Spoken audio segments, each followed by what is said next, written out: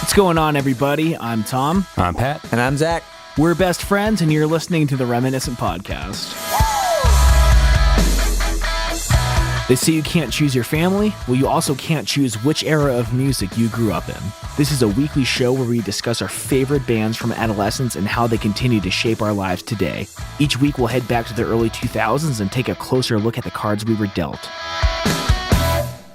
What's going on, everybody? Tom here. I sadly was not able to make it to the recording of this episode. I'm very sick with some kind of throat thing going on, so I was not feeling well enough to record. But I'm here today to tell you that you can now buy Ron Carnage, the Thinker Boy, on Amazon, the paperback and the ebook version. It is finally out. The 18 months of work all comes down to today, Friday, the day this episode comes out. If you go to whoisroncarnage.com/buy, you can order the book. It gets there pretty quickly. Everything looks really, really great, and it's a super exciting day. So I won't hold the guys up anymore. It's just really exciting. Go to whoisroncarnage.com/buy. You can now order this joke that went way too far. And hey, my throat might be jacked up, but tomorrow afternoon on Facebook, I'm going to be live streaming a reading of the entire novel. Not sure how my throat is going to hold up, but if we're Facebook friends, check it out. If we're not, you can add me. I think it's like /Tom Kelly Says Hey.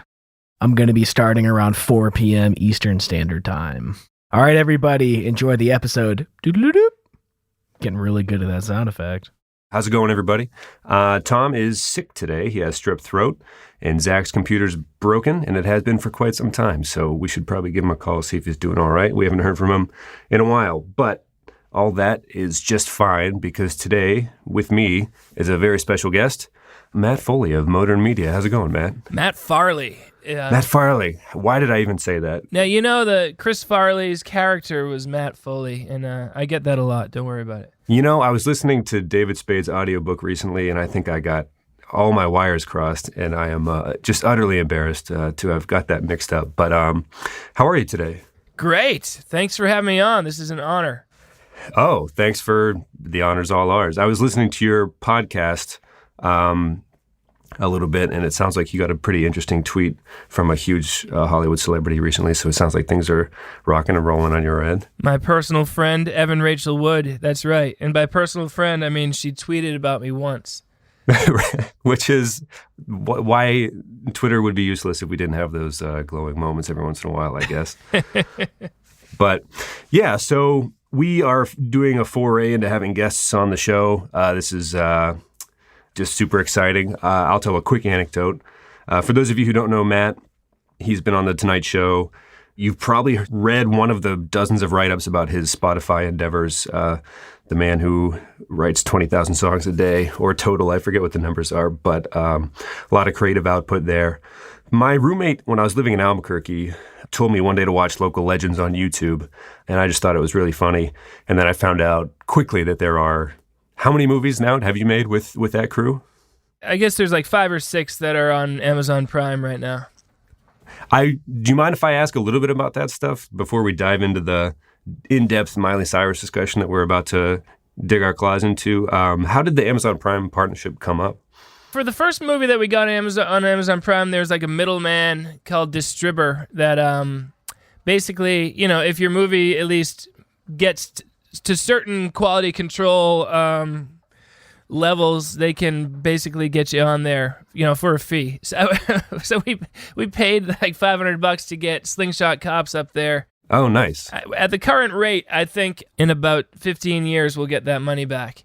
There you go. Well, based on the news that's broken this week and what you talked about on your podcast earlier this week, if you have the juice, you can grease a bunch of wheels in this great country of ours, it sounds like. So more power to you, of course. Yeah. Oh, yeah. Well, it's not as if I'm rolling in cash. It's just I am so in love with my own creations that I'll spend money just to get them on a platform, you know? Like, it's like, if we're ever going to, I make enough money on the music to live, but the movies, it's a lot harder to make money on movies. But It's like if I just keep making them, keep getting them out there, who knows? Maybe by the time I'm 70, we'll make a profitable one. Well, I think Local Legends is legitimately, I just enjoyed it through and through. And I think I watched Manch Vegas, Murder, Marriage, and is it Monsters in Manch Vegas? Monsters, Marriage, and Murder in Manch Vegas. Yeah. There you go. Which again, if you have a rainy, sick day and you just want to get on Amazon Prime or YouTube and watch very funny stuff, I would highly recommend both of those. But before as we get into the Miley Cyrus stuff, today we're going to talk about Party in the USA, which is a certifiable bop, I think, no matter what age you are. But Tom and I grew up together. People who listen to the show kind of, I guess, would know that. But Matt and I are not, I don't believe, the same age. So I was curious, kind of the crux of the show is that there's this millennial versus boomer idea out there. And I think that gets lost. When we were growing up in the 90s, Tom and I, we were told we were Gen Y, and people don't really talk about Gen X as much anymore. I guess Bill Simmons and that crew do over at the Ringer sometimes. But do you consider yourself Gen X, or what do you think you are, and how do you think the public perceives your, I guess, slice of the generational pie? Yeah, I don't know. I get born in 1978. I don't even know what the official term is, but I guess Generation X. And I guess when I think of Generation X, do I think of like slackers? Like, isn't that like? Yeah, I think somebody said Reality Bites. Right. Yeah. If that was your wheelhouse, maybe that would have been. Yeah, I feel like I was just a little younger than the Reality Bites thing that came out in like '91. I was 13 at that point, but yeah, Kevin Smith, Clerks. That whole thing, and the whole grunge, the grunge thing. So, we're all on Earth together. That's true. Right. There's no reason for the infighting. Yeah, lately it's been you're either this or that, and there was no nuance at all. Everyone forgot about plaid shirts and Chris Cornell as soon as he died. It was like, oh, no, there's a bunch of stuff worth remembering. Yeah, well, I think the beauty of everything is that everything is the world is so big, there's people who just love a certain type of music or movie or whatever on Earth at all times. It's just that the spotlight shines on a certain something for a while, and that seems to be what everyone's listening to. But in reality, I mean, most of the world probably isn't listening to the most popular song right now, Right. If you really look around. So that's good. And another thing I wanted to say was the decade that you focus on, I think a major problem for that decade is we don't have a name for it. It's not the 90s. I guess we could say we're in the teens right now, but what do we call the first decade of the 2000s? The aughts is one of those words that I always have to look up, whether it refers to the 00 to 10 or 10 to 20.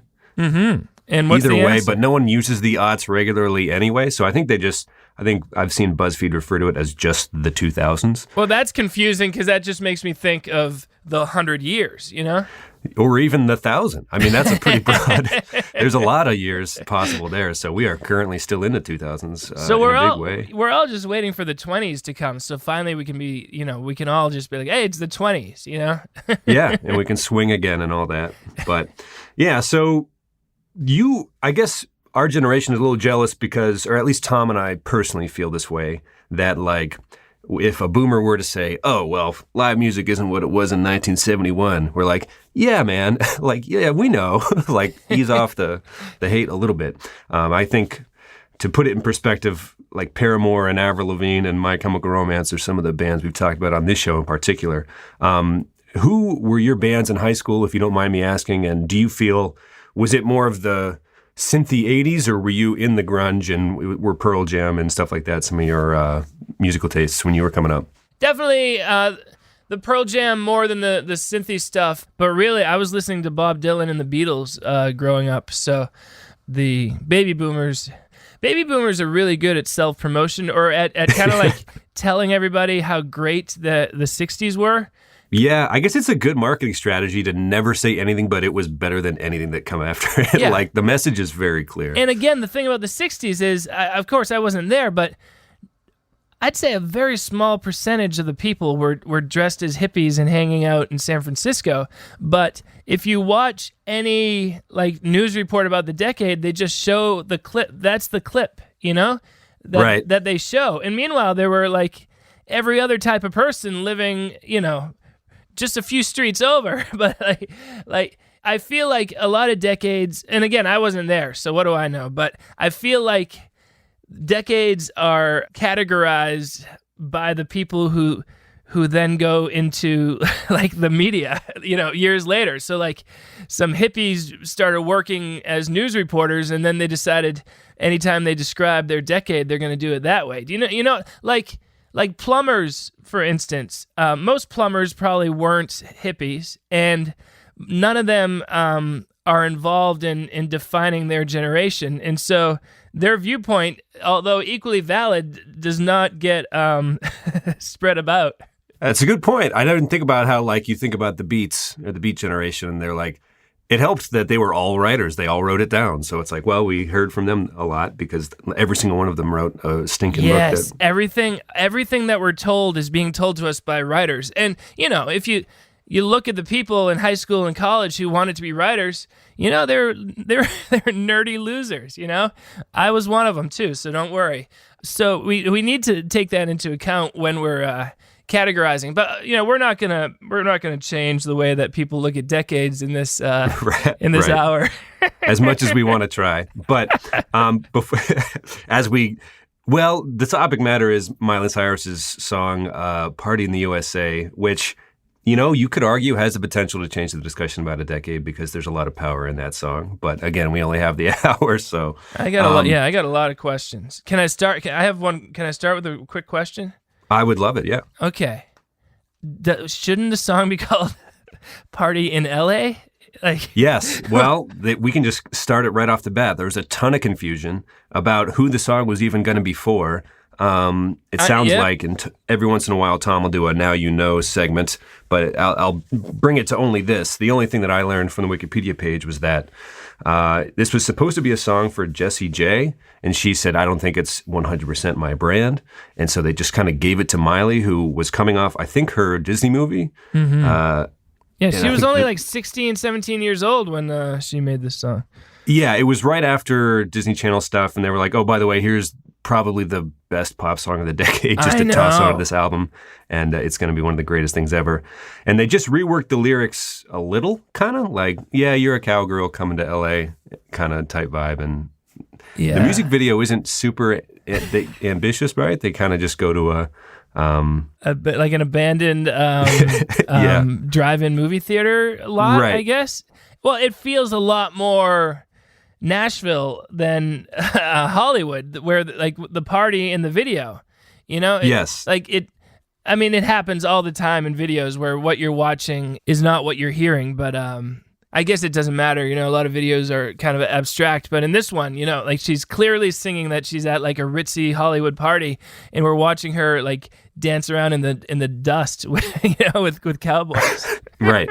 No, she forgot to get on the plane. I think that became clear pretty quick. She's just still at a drive-in. This is all in her head. Yeah, this is all in her head. Oh, interesting. I like the conspiracy theory about was it all a dream to begin with, and is she still dreaming of the career? Right. And meanwhile, Miley, it's strange because she seems to be pushing the whole "I'm a country girl in LA," And I don't know her life. I looked on Wikipedia. It said she was born in Tennessee or whatever, but I would bet she'd already spent most of her life in LA at that point. I'm assuming the TV show was made in Hollywood, right? Do you know? You'd have to assume, yeah, pretty well traveled for the teen that she was at the time. Yeah, and that's another like the thing about like if a person plays a role in a movie, you don't really like believe they're them, even though you kind of do, but like it's just a role. But it's kind of a blurrier line when people are singing because you kind of like assume they're singing about themselves, but in reality they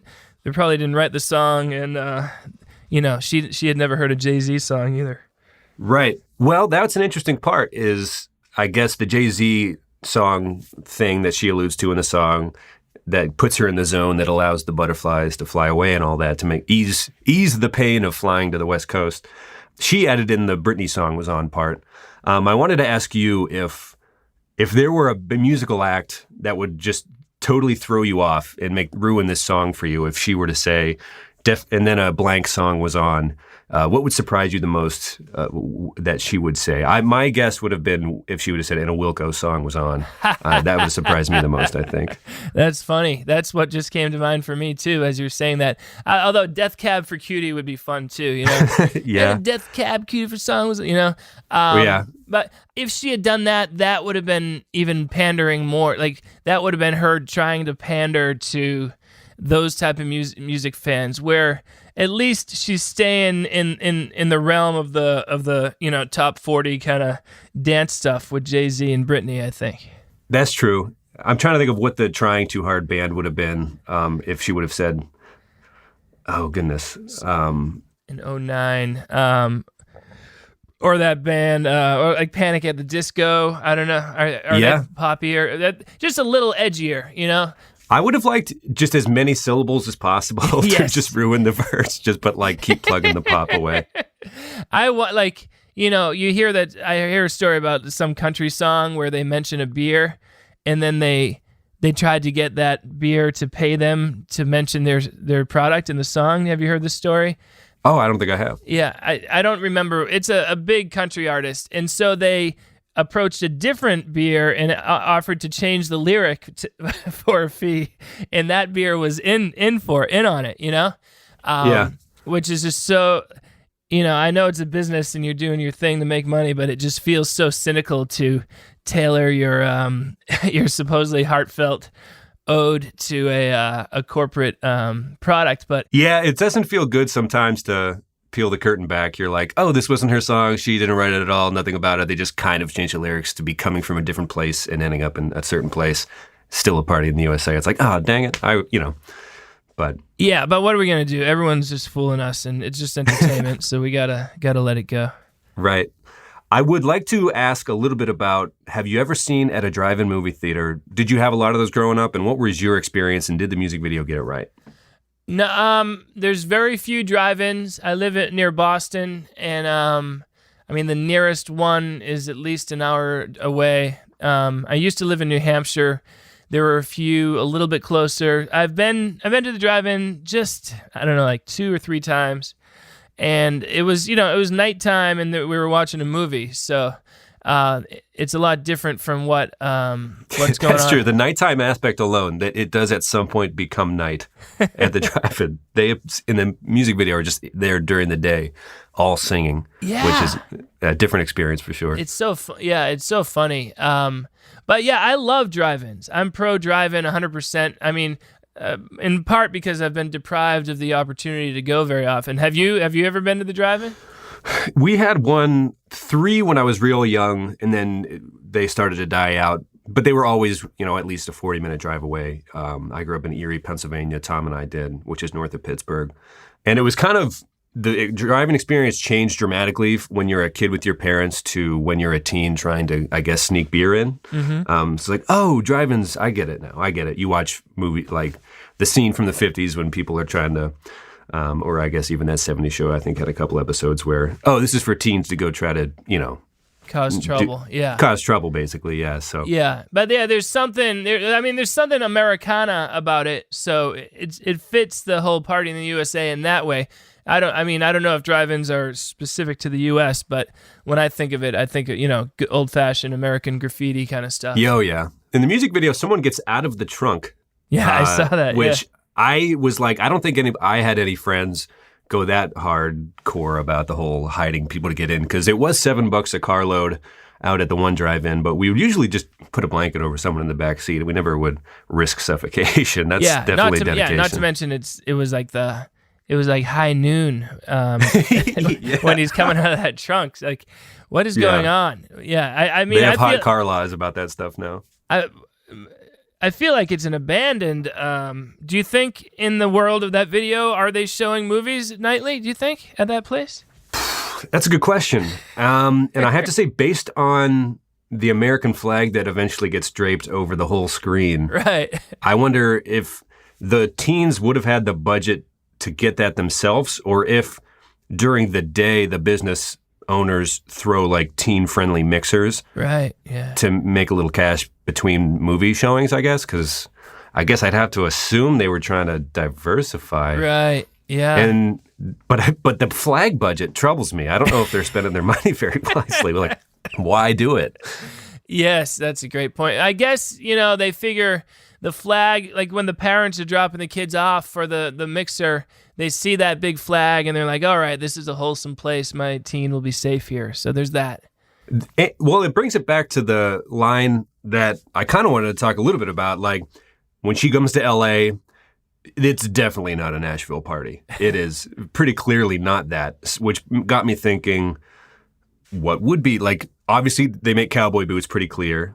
The giant American flag, I don't want to stereotype too hard, but what else do you think would have made her more comfortable? What would be a Nashville party for her, I think? You're talking to a guy who's almost, I've never even been to a party. I'm this recluse in my basement making music all the time. Okay. So I don't know. I only know of parties from what I see on TV, and it's all lies, obviously. What would be the most TV version then? Would a Tennessee Titan be there, perhaps? Definitely not. No. Okay. No. Yeah, it's confusing. It's very confusing. The song itself is a little confusing. Then you throw the video in there, and it's double confusing. I can definitely imagine the LA party because you kind of see more of those on TV. Where it's like there's a certain sleekness to the whole vibe. Whereas the Tennessee party, I imagine is outside. There might be yeah, I got nothing. And well, it might be the drive-in itself. Maybe we were too hard on it to start off. It's like, what are they doing at this drive-in? But it's like, well, they're partying. Obviously, we've never been to Tennessee. I've only driven through it once. So maybe there's a bunch of drive-ins there that people go to let loose a little bit. And who can blame them? I love this song. It's so catchy. It's fun. There's a certain laziness to the writing, though, I feel like. At any point did someone say, why is it a party in the USA? Yeah, I guess. So so there's this young girl. She's feeling very nervous. She's going to California for what seems to be the first time. And then a song comes on the radio and the whole country just starts to jam. It does take a pretty big leap. That you have a very good point. It's just weird. If you're staying on the course, it's a party in L.A., and that would even still rhyme, Yeah. You just have to stretch out the syllables a little bit more. It's not, yeah. It would definitely still work, which I can't imagine they rushed it too much. Yeah, they had at least a few different letter combinations to think about. Where were you when you heard it the first time? Yeah, so I graduated college in 2000, and from that point, for the next 17 years, I worked at a group home for teens in Manchester, New Hampshire. And it was like a house where there were like roughly 18 to 20 kids, ages like 8 to 18, who had been removed from their homes, for any number of reasons. Usually they're getting in trouble at school or you name it. So yeah, I was right in the heart of working there. And so my exposure to all this music was from like driving the kids to school, or picking them up from school. We'd listen to the top 40 station there. I knew what was going on pop-wise that for those 17 years. And so I don't recall specifically, but it was definitely there. And it was that song was everywhere for the next 3 to 6 months, where just, and sometimes there'd just be impromptu dance parties in the living room of this house if we had the radio on and the song came on, because it hits the right notes, it just gets you going, don't you think? It really does. And it almost might be a better pop song given the fact that the lyrics are slightly problematic. Like, it almost kind of fits the category that much better. Did the kids seem to like it? You can't help it. If you're a human being, That's true, yeah. If you're a human being, you hear it and it just does it. It definitely is of its time. Like, even in the way it's written, I think, like, if you look at a song like Teenage Dream by Katy Perry, which came out around that time, it kind of has the same structure in that it's just one little riff for the whole song. Like the verses are sung over the same chord progression that the chorus is sung over. Do you know what I mean? Right. Like, I think there's a YouTube video of a guy doing a mocking grunge or something, and it's the same chords, but he just presses the distortion pedal or whatever. So kind of the same idea where It's not straying too much from the original core idea of what I think it is. might change very briefly in where it gets all slow, near the end. Oh, yeah, you got to have that dreamy sequence before they call it starts that the to bridge. bang again. They have a little bridge where you leave your comfort zone for just a little while, right. And then it feels that much better to go back to the chorus. But and that guy was involved in making it, Dr. Luke, who seemed to be involved in like every song from that era, right? Yeah, when I was reading the Wikipedia page, I got scared real quick because I wasn't sure whether or not he was the producer that Kesha refers to as doing stuff that wasn't great. And he is. That's him. That's the one. That is him, which is disheartening to say the least because, look, we're faced with a conundrum in this age where we know more about people. You can't vet everybody. The guy who bakes your bread at the bakery could be a horrible person, but are you gonna dig into his past, or are you just gonna eat the bread? That's the question. That's a good point. And how far does would Luke's reach go? Because there's got to be countless pop songs that, over the course of that decade that he was involved with and everything like that. So do you have to stop listening to all of them and all that? It's definitely an interesting question. Yes. But do you want to take a look at the lyrics themselves and see where exactly the missteps were and things like that? Yeah, I could talk about this song all day, so let's do it. I will say, as I Google and bring them up, they did a remix with Biggie Smalls with his Party and Bullshit in the USA. It might be my favorite song ever. I'm sure there's plenty of mashups, but they go together really well, and I don't really have a good point other than that. Like you said, you can't help it. It just makes you move. It's darn good. It really is. Yeah. So he was Dr. Luke. He was involved in Since You've Been Gone. He was involved in I Kissed a Girlfriend by Avril Lavigne. Oh wow! And Teenage Dream, and on and on and on. That guy, when he wasn't being abusive, he was coming up with some good music. It would appear so. Okay, so in the first verse, Miley hops off the plane at LAX, which I've come to understand is an airport in California. Yep. With a dream and her cardigan. So she is just a simple girl from the country at this point. Do you think a cardigan was a poor choice given the weather? Yeah, well, I just feel like Miley is protesting too much. She's like, oh, look, it's like the Jenny from the Block song by Jennifer Lopez, where she's like, I'm still, I still got street cred. Don't be fooled by the whatever that I got. I'm still Jenny from the Block. This is Miley trying to be like, look at me, I'm still just a common country girl from Nashville. And we can see right through that, can't we? Well, I would assume that she should have mentioned referenced her boots or a hat or something, because cardigan doesn't seem like the most national. I have no idea, but cardigan. I don't think you're really pleading to the people with the cardigan there. She's already too Disney Channeled up. They needed the rhyme for fit in the next line. Yeah, that's a good point. Hey, I'm no Dr. Luke. I'm not the songwriter. The next line always kind of confused me, just because I always thought she just was coming out and saying this is the land of fame and sex.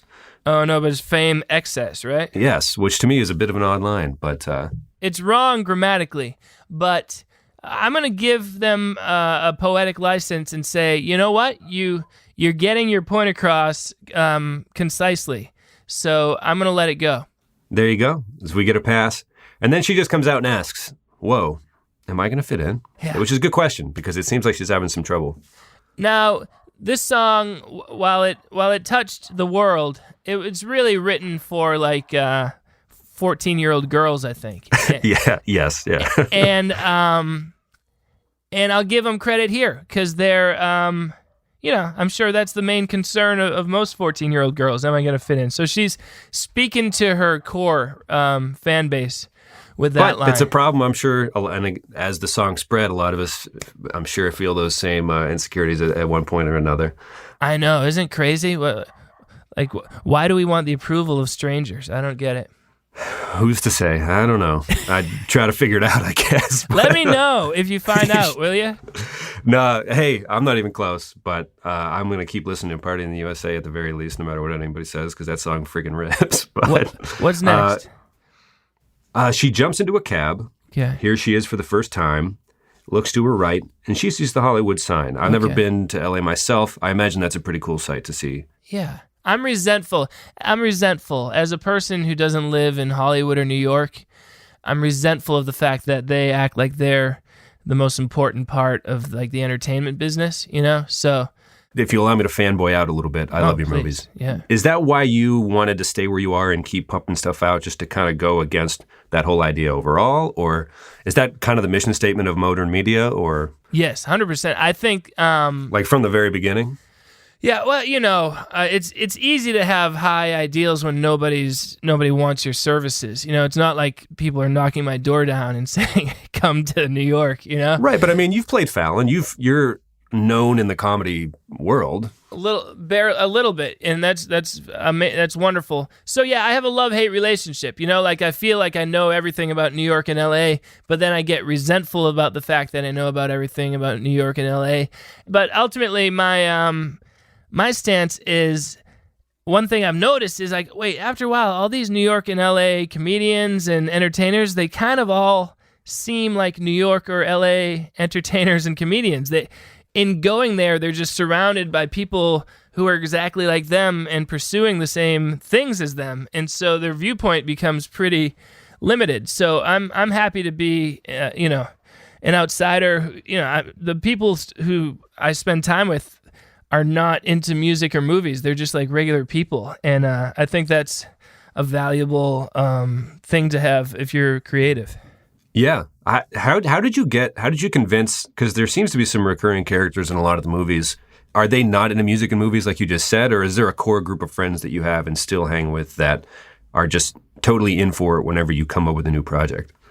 I mean, most of the people in the movies barely want to be in the movies, you know, and like you can see them losing interest as the day progresses. So as we're writing the script, we're like, all right, we gotta kill this character off because by then he's gonna be tired of filming with us, you know.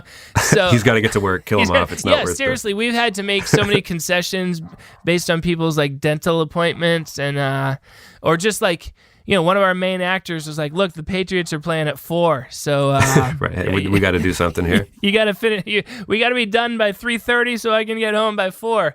I mean, I have a few friends that I do who actually play the music with me and write and shoot the movies with me. But the rest of the people are just friends and family who don't mind helping out. And once it's over, they're glad they did it. But sometimes while it's happening, you can tell they're getting a little tired. Sorry for going off fully into this tangent. You can't. Oh, yeah. I could talk about myself even more. Well, I kind of keep wanting to. But the movie Be Kind, Rewind with Jack Black, where they try to save the movie store. Yeah. Do you ever watch that and feel that that's super close to? I guess this is a question. No, it's a great Did you question. Also enjoy that movie? Because that movie is all about like being. There's a sense of community there. Yeah, in the community, and it's beautiful. And like, I don't know that much about it, but I listened to a podcast that talked about, I don't know, the part of Canada where they only speak French, Quebec or Montreal or whatever it is, I think Montreal, that they have their own, like, movie industry that makes movies in French specifically for French-speaking Canadians. And it's like all they watch there. And, some outsiders like laugh at it and say, "Oh, look, they think they're Hollywood," but when in fact it's like, well, that's great. Like the world is so big, if you can get a few thousand people to support what you're doing, then you can do your own thing on your own and not like, what is making it?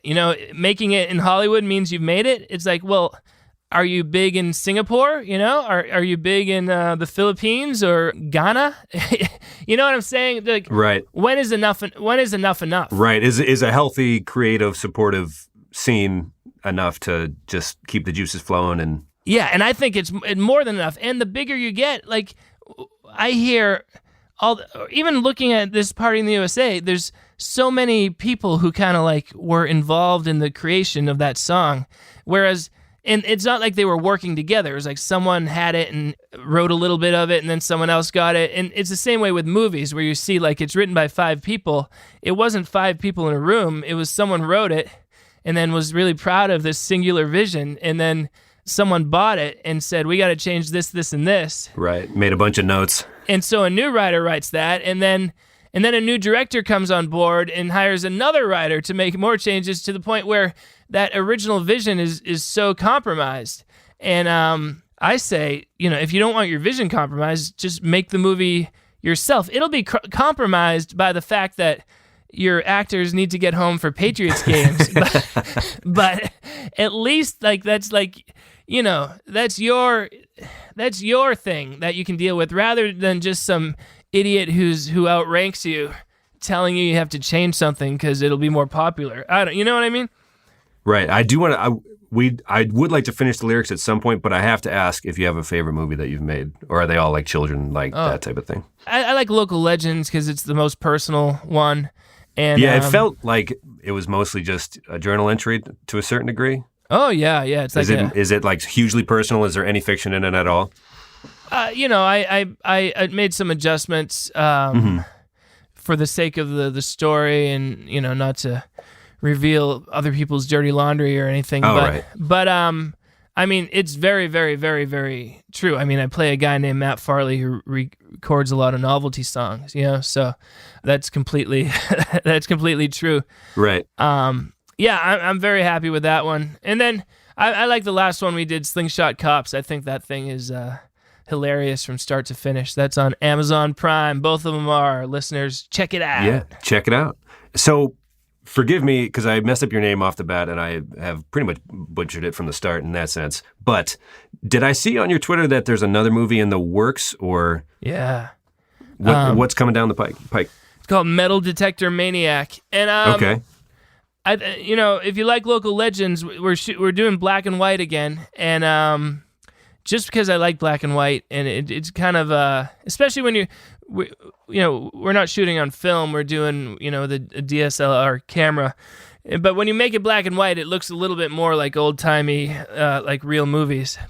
And I'm gonna play myself again, just a slightly fictionalized version, and it involves me and my friend Tom investigating a suspicious person in our town. That's the general story. Which seems to be the wheelhouse to a certain degree, kind of the thriller horror. Yeah, homage to some of those. Right. But we're trying to make it more realistic. Like, what makes a lot of the other movies funny is that it's just this ludicrous. The lines are ludicrous and the story is ludicrous, but we're delivering it totally in a straightforward way.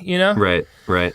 What we're hoping for is to what if it was actually us in the situation, and how would we actually react? And the answer is we'd be joking the whole time. And so that's how we're going to try to do it. Do you guys have an expected time where you think that one will be available? Yeah, we're going to have a premiere October of 2020 here in Danvers, Massachusetts. So put the road trip in October of 2020. Yeah. Well, you guys do Motern Festival every year, right? Is that in October, or is that a summer thing? So it's the Extravaganza. This year is May 25th. That's also totally worth a road trip. 5.5 hour concert, and also all your favorite actors will be there. It's crazy. We're doing 65 songs. In the morning after the show, I'm challenging anyone who dares to play me in basketball one-on-one. Last year, I beat all 4 challengers. Wow. It's a main part of Local Legends is basketball. The pickup basketball part of what I assume is your actual life. Yeah, I don't do it as much as I'd like, but I love it. And then October 2020, that we're gonna do a weekend where it's the Extravaganza on Saturday night and the movie premiere on Sunday night. Nice. Well, I kind of got to the your story stuff right in the middle of the lyric stuff, so that's fine. That's it. That's went out of order. That's how conversations so my tummy's go. turning, and I'm feeling kind of homesick. But if you don't mind finishing the song with us real quick. Yeah, please. I love this. So Miley here, she's feeling homesick. Tummy's turning. Too much pressure. But the Taxi Man turns on the radio. And did you believe her when you heard that the Jay-Z song would put her at ease the first listen through? No. I believe the Britney song. I don't believe the Jay-Z song. Right. So your instincts were correct. It sounds like the Jay-Z lyric came in from the Jessie J version and all that. Right. I do like so she puts her hands up. They're playing her song. The butterflies are gone.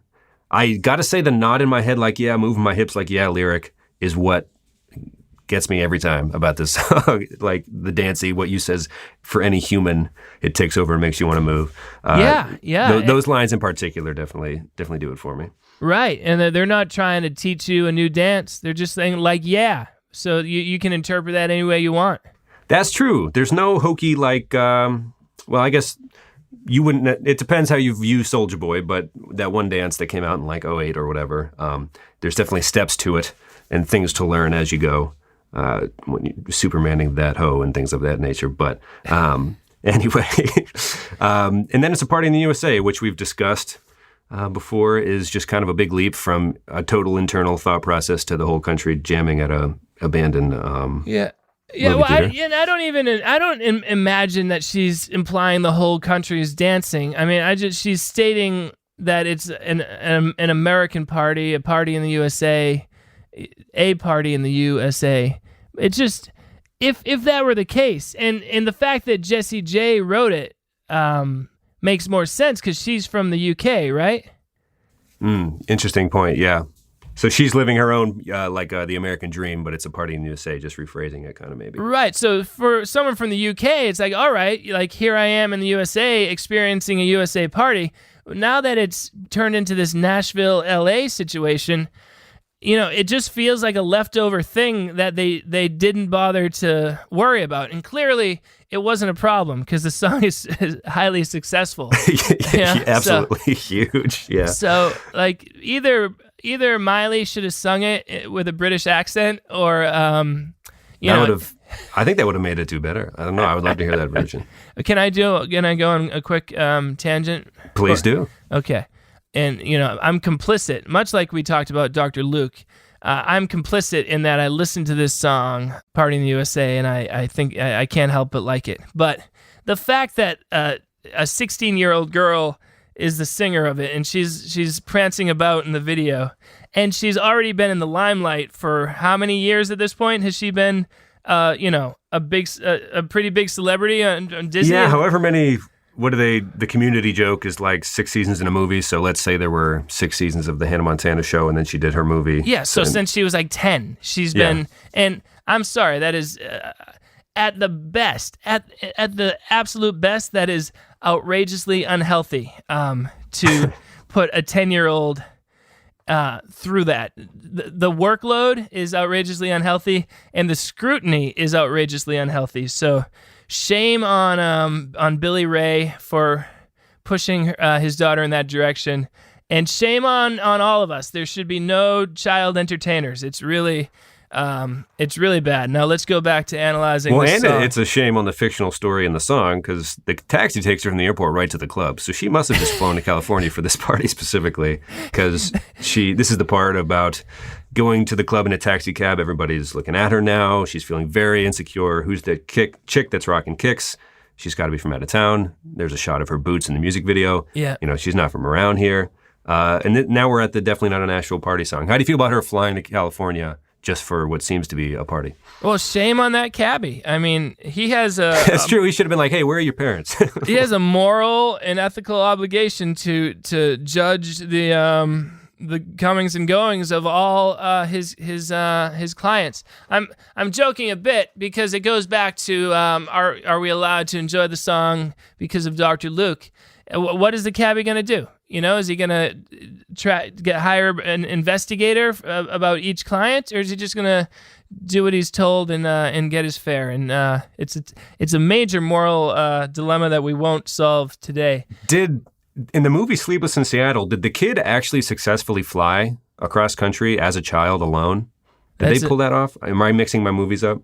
I don't know. I didn't watch. I don't think I've ever watched that movie from start to finish. I think basically the kid wants Tom Hanks to get with Meg Ryan with one of the 3 movies. That could have been a possibility at that time. But I think the kid's mom's a travel agent, and they work together to just let the kid fly to Seattle and convince. I might be butchering this, but in fiction, it seems like kids can get pretty far without adults asking any questions. So maybe that's just they're working under those sets of rules or something. Well, there's a lot of people say in the last say 15 years, parents are it's helicopter parents who don't let their kids out of their sight and don't let their kids have any freedom. That's another one the boomers like to. They're always like, we were drinking out of hoses and no one was watching us do anything and we survived. And, yeah, and the truth is, like, well, you didn't all, like, those of you who are alive survived, like. That's true. There were several, like, high-profile tragedies that got people reconsidering things. And yes, there's something to be said for, like, the innocence and glory of the youth running around the woods having their own fun, and I'm all in favor of that. But if there's a responsible parent kind of keeping tabs on things too, I'm also yeah. I mean, if it means less hose drinking, I'm cool with that. I don't mind changing things up a little bit. Yeah, anyway. Yeah. I know. I mean, hoses are just full of germs, right? I mean, I'm surprised. I guess once adults kind of got onto Facebook and Facebook became that much bigger and all that, to me, I was just shocked that when older ladies and gentlemen would like to remind everybody about how things were, etc.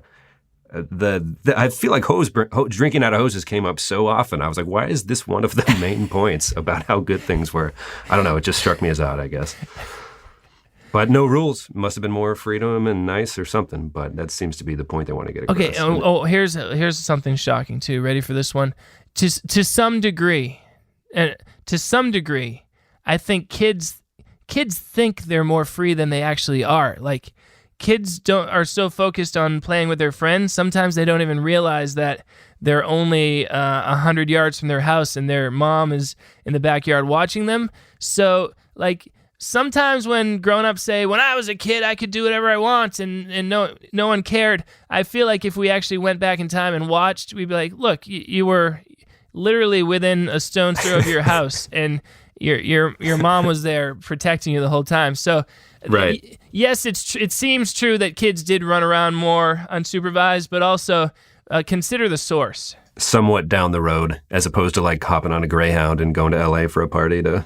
That isn't a Nashville party and things like that. And how about this? I mean, life is long, and if you do all your firsts, by the time you're 15. What's the point? So I think having slowing down the process through which you earn your freedom just makes your 20s that much more of an exciting decade. There you go. Yeah, there's hopefully plenty of time for everyone to kind of try things out as they go along. Yeah, if you're living 85 years, I mean, you don't want to be done with all the excitement of life by 20. Yeah, well, you got 60 years to just kind of keep doing it, I guess, right? I mean, there's definitely no fun in that. That would get my tummy turning for sure, and feeling homesick and all that. That's a great segue back to this. Thank you. I am leaning very fucking heavily on the tummy turning line, but excuse my cursing. But sorry, Tom, who has to edit that out later. So she feels like hopping on a flight back home. She's not feeling great, and we can wrap this up a little bit, but she knows she's going to be okay, as you might have guessed, or if you had never heard this song before, which is highly unlikely, but it's a party in the USA. She hears songs that make her feel all right. And yeah, it looks like she finds her own. She just stays there in LA. There's no talk of her actually going home, I don't think. Yeah, there's not a lot of resolution. Just she goes from being nervous about the party to happily dancing. So, Do you think this was a random... Like, do you think it's her as the celebrity version of herself going out to a party, or what's the story of the music video? And now that we've kind of wrapped it up a little bit. Okay. Well, I gotta separate the video from the song because there's that little lazy streak in that. Did anyone on the set of the video say, "Hey guys, this has pretty much nothing to do with this song"? Like we'll just do a quick shot of her boots. We'll get a close up of the boots, and then that's fine. And that'll match up. Nothing else will. So I don't even want to try to figure out the video because, okay, I'll try to figure it out a little bit, or I'll just complain about it. They just had to film everyone happily dancing at a party that was clearly in LA. Like. Right. And who knows? Maybe that if maybe that the actual set is in LA, so they can be like, "Hey, what do you want? This is in LA." But it's not it's not the image that they're painting, I don't think. Right. In the song. But then the song itself has a little, it's got the universal message for 14-year-old girls that, you're going to be nervous going to a party where you feel you don't fit in, but then the magic of music and dancing will just bring everyone together, and it's beautiful. And that's a great message, because there's no need to be worried about what people think of you. I give a little bit of complaint to the like I mentioned before, protesting too much, like wearing her boots to a party. Come on, Miley, we don't buy that. You have you have a stylist. She's playing a role in this song. This is not Miley singing. This is Miley singing from the point of view of the character that her publicist team probably would have liked her to push more, because she pushed harder against this image in the subsequent years, wouldn't you say? There was a bit of a turn after this song, I would say. Yeah, I think I was looking at the discography a little bit last night. I think Bangers came out after this, also in collaboration with Dr. Luke, if I'm not mistaken, and Wrecking Ball, and there was definitely a different image being portrayed at that point in her career. So, but that also feels forced a little bit to me. It almost as if they're like, "All right, Miley, now we gotta have you become edgy." Yeah, we're doing the drug years, and then you're gonna calm down and go back to the country sound. Hey, Miley, have you considered sticking your tongue out every time someone takes a picture of you for the next 2 years? And I'm sure someone gets paid a lot to just be like, "What do you think? Tongue out? Yeah, let's try tongue out." I think it's either that or more drug stuff, but we don't want to go too heavy into that. Seriously, I even think that, when Britney Spears shaved her head, that very possibly could have been a calculated move. I'm not even joking. Yeah. Well, there's a movie, Tom and I grew up in Erie, and there's a movie called That Thing You Do. Tom Hanks. Oh, yeah. Like, manages this band, and at one point in the movie, he just throws some glasses to the drummer, and he's like, "It's your thing now." And then it is, and that's what he's known for throughout the rest of the movie. So I'm sure there's plenty of that. Yeah, and I guess we just have to embrace it, But it does make me mad every once in a while how manipulated we are. Yeah, but it's true. Yeah, but there's plenty of stuff to choose from. And if you are choosing, I'm going to try, here's my segue to end the show. If you are choosing art to consume in this landscape where we have plenty of options, Amazon Prime, YouTube, you can find Matt on Twitter. What's the handle? At Motern Media, Motern Media. Also, you can call me at my personal cell phone, 603-644-0048. I actually, after I watched Manch Vegas, I think, which was about a year after I watched Local Legends, I did call you, and it was like a minute long maybe, and you were so nice. And when we were trying to think of people to bring on the show, I remembered that interaction, like, Matt lists his actual number. He might be willing to at least talk to us about coming on the podcast. So. You kidding me? This is the highlight of my week. I love it. And Evan Rachel Wood tweeted about me. That's a good week. I'm glad. We're happy to be second fiddle to that interaction. No, this is number one. Sorry, Evan Rachel. Yeah, too bad. Hey, I got good news for you.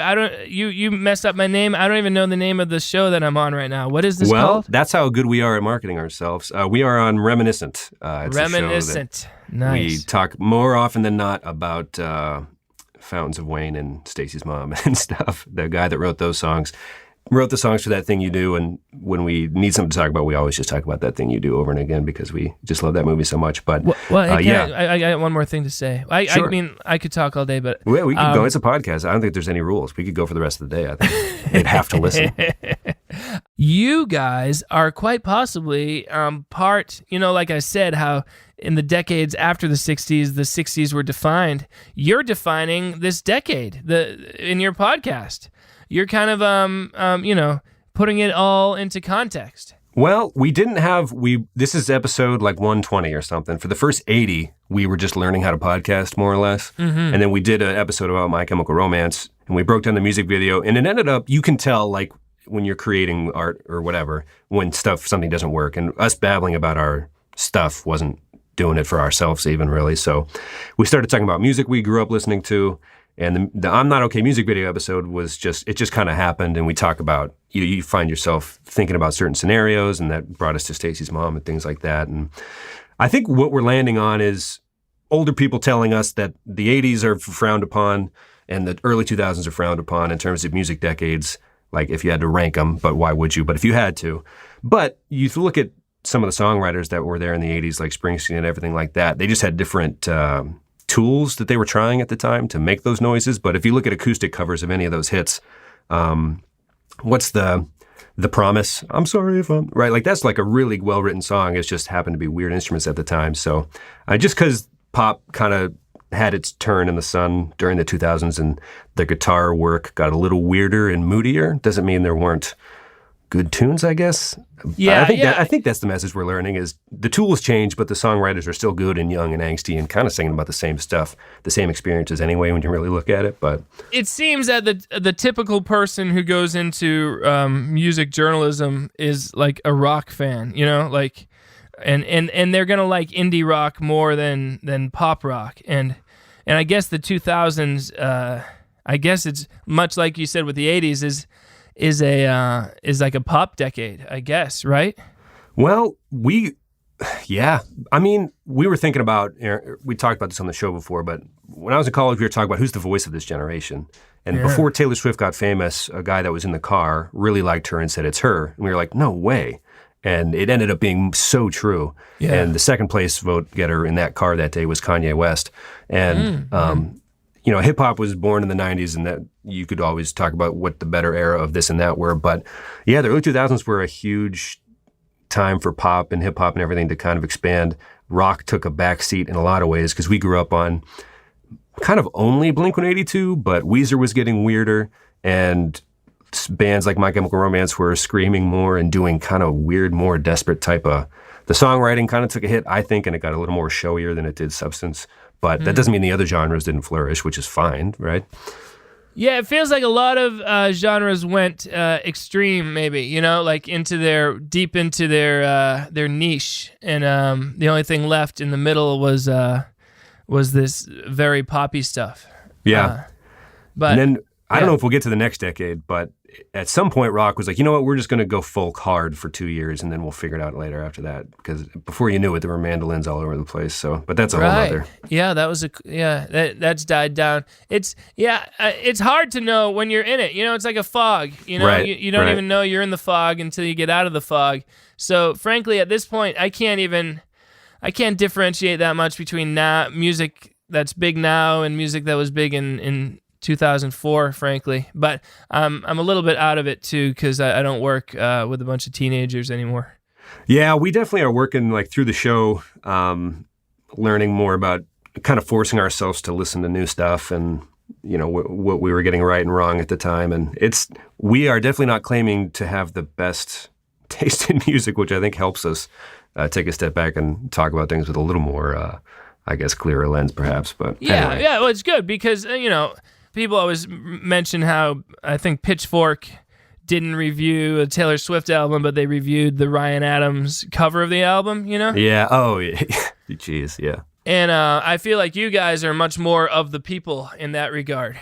Well, I would never claim to have a good taste in music. I've always enjoyed when people recommended stuff to me because they would know better than me, I think. So, anyhow, I'm a Weezer apologist, but that's a whole nother episode waiting to happen that probably shouldn't happen anyhow. So. Oh, no. They're doing fine for themselves, but yeah, a lot of people are very uppity about Weezer. And they have some strong opinions. They have some strong opinions. Yeah. Oh, but Pinkerton is great, but all their other stuff's like, come on. Pinkerton's good, and so is all the other stuff. Give them a break, my God. Right. Sheesh. Yeah. One episode I've been waiting to do, and maybe we will, but if you had to take no songs from Pinkerton or Blue and create a set list, would you still pay a ticket to go see that concert? And my argument is huge, yes, because if you're including Green, you still get Hash Pipe and Island in the Sun and stuff like that. Anyway. Yes, and even Girl, if you're asking me if I want you to. Red was great. I loved Red. Yeah. That was a different one than Red. Yeah, I don't know the albums, but I do. But like nobody would say Rivers can't come up with a hook. That's for sure. The dude knows how to write a catchy song. You could look at any of their albums and be surprised by like, oh wow, like a casual fan could like me can just you go to any album and like, oh wow, I know like 4 of the songs on this album, and I didn't like accidentally. I just accidentally know these songs. That's right. Yeah, I'm so jealous, man. I should have moved to L.A. and gotten into the business. Well, I'm recording live from Cincinnati, Ohio, and Tom he does it from Denver, and we don't know where to live. But the people who go to the big cities, I'm sure they're enjoying themselves. But what is your story when you're not podcasting? I grew up in Erie, went to journalism to study journalism in college and went to New Mexico for my first job. And then I met my wife there, and we have kind of bounced around being in news. What is your full-time gig as we speak? Just writing web articles for one of the TV stations. I've worked for a few, just bouncing around, and it's good work, keeping the city informed about stuff. Journalism's in a weird time right now. One of those, I think we've stumbled on 3 topics that are impossible to cure in an hour, but so journalism full-time. But Tom actually started, he wanted to become self-employed, and he was like, hey man, I'm going to mail you a mic. Can you help me practice? And I think 2.5 years later, we're still recording episodes, and we've kind of figured out what the show is. And he actually just went full-time self-employed last week as a podcast editor. So good for him. That's beautiful. Yeah, so I've just been here kind of helping him do that. And this is actually the first episode I've done without him. So thanks for helping me out, by the way. But I love it. Well, I've been self-employed for 2 years now. And is it all the Spotify stuff? Yep, Spotify. Really? That's crazy. Spotify brings me not just Spotify, but Spotify, iTunes, Amazon, etc. brings me like $4,000 a month, and then in addition to that, I do like custom orders, which brings me another about $2,000 a month. And well, you referenced on your podcast this week that it's prom season. Do you tailor do you hold off on the Poopy Boy that sings about toilets and things type albums? Which, that's not actually the title, but I was trying to remember it for the best of it. That's a great name. It could be one of them, but you tend to make these albums very specifically, like The Nice Man that sings about places and towns might actually be one, right? The guy who sings songs about cities and towns. Yeah. So do you, base it off of events that are happening in the calendar year? Like, is this a time for prom, sir, to write tunes for your lover, or... No. I wrote a prom song and I sang it 500 times for different names, so you can invite 500 different people to the prom if their names are common enough. But I did that in 2011, and then you just sit back and let every prom season, you hope it has a good year that year. You know what I mean? So is it all search based or word of mouth, or has that shifted through time since you started doing the Spotify work that you do? Yeah, it's mostly search-based. I'm very lucky right now because when people say, Alexa, play the poop song, she plays my song. And that's that's huge. That's a good get. And it's just totally... And it's funny. They played for 2 years, they were playing one of my songs. And now when you ask her, she plays a different song by a different artist, but it's still me. You have trounced the algorithm twice over. Yes. And because kids, it's just inevitable. You put in an Alexa in a house, within 3 weeks, a kid is going to say, Alexa, play the poop song. And I get a half a penny. So Home Assistance has opened up a whole new searchability world. Yes. But back to being self-employed, the bad side of it is, I don't know, at any month it could just everything could completely change, and then I'll be looking for a job. But, I have a 2-year-old and a 4-year-old, and I'm able to hang out with them, 4 days a week when my wife's working, and then when she's not, I'm making music. So life is pretty good. Well, good. I couldn't be happier that you keep getting to do your art, because I've enjoyed it thoroughly. I'm super glad that my roommate Clark suggested Local Legends. That was 5 years ago now, I guess. But check it out. It's worth your time. There's so much stuff to consume. Choose Motern Media and get after it. So I just wanted to say thanks for coming on the show and helping me out, because Tom was sick, and it's nice to have a co-host. Yeah, this has been great. Good work. And if you want to show your wife a good time, take her to New England on Memorial Day weekend for the Motern Extravaganza. Actually, Clark, the guy who originally recommended your movies, emailed me about going one of these years, and we're very seriously considering it. So it might not happen this year, but it's on our radar, and it's on the bucket list officially, I think. Beautiful. Well, we're going to keep doing it.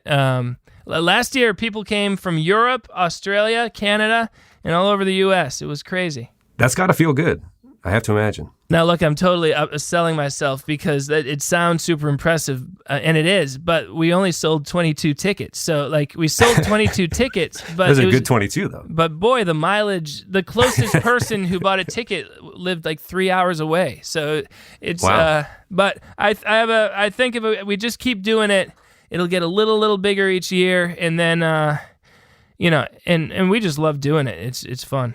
Right, which is the core of the kind of the local creativity stuff that you're doing. You get to keep it fun and do it on your own terms, which is just, I think, very, very cool for so many reasons. But the last thing, I apologize for saying all the loser nerds study journalism, but I was totally including myself. I was an English major.